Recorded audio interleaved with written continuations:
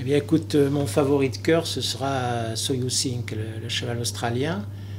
J'adore ce cheval, je trouve qu'il est quelque part assez merveilleux.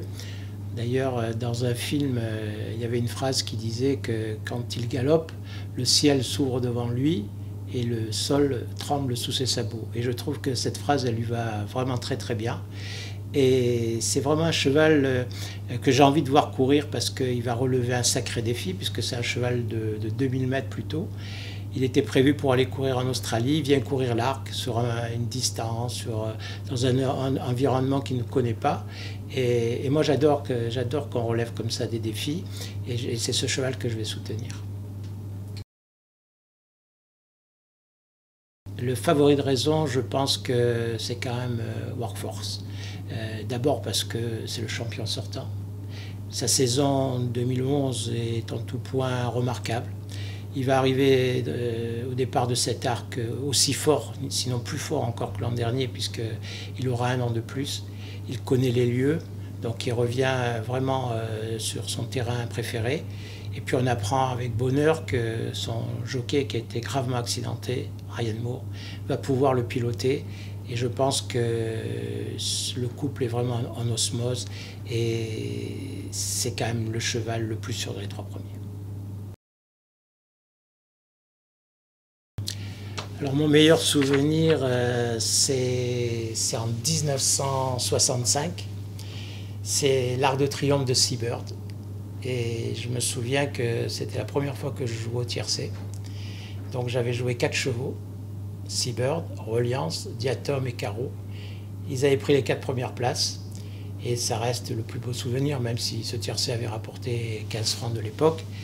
Mais pour le gamin que j'étais, 14 ans, c'était quelque chose qui reste inoubliable.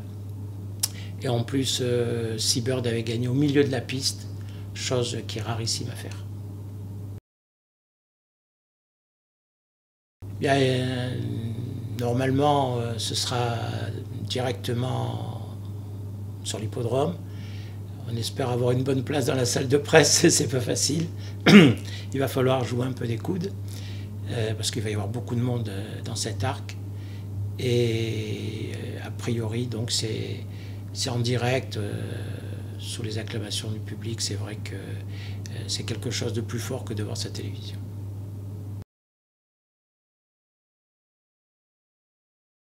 Alors mon pronostic, ce sera So You Think, bien sûr. Ensuite, Workforce, donc mon cheval de cœur et mon cheval de raison.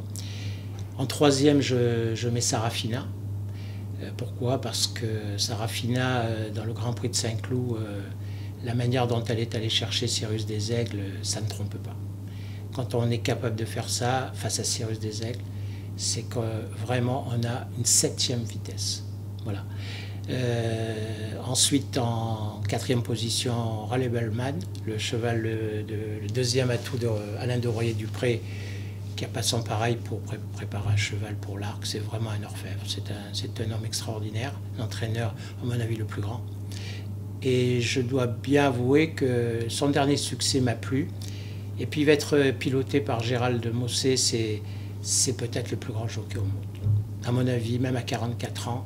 En tous les cas, c'est celui qui a livré les plus gros combats. Il ne faut pas l'oublier que quand il pilotait à Hong Kong, chaque course, il affrontait les meilleurs, ce n'était pas des apprentis. Et chaque course, il fallait se battre pour la gagner. Et pour moi, ce garçon, il tutoie le génie. Carrément. Voilà, et puis en dernière position, je mettrai l'Allemande Dan Dream, qui peut être supplémenté, mais à une seule condition. Là, il faut qu'il y ait un terrain défoncé. Si le terrain est bon, léger, à mon avis, elle n'a pas de chance. Mais si le terrain venait à s'alourdir, donc c'est un peu le petit coup de poker. Voilà pour mes 5 chevaux de l'Arc de cette année.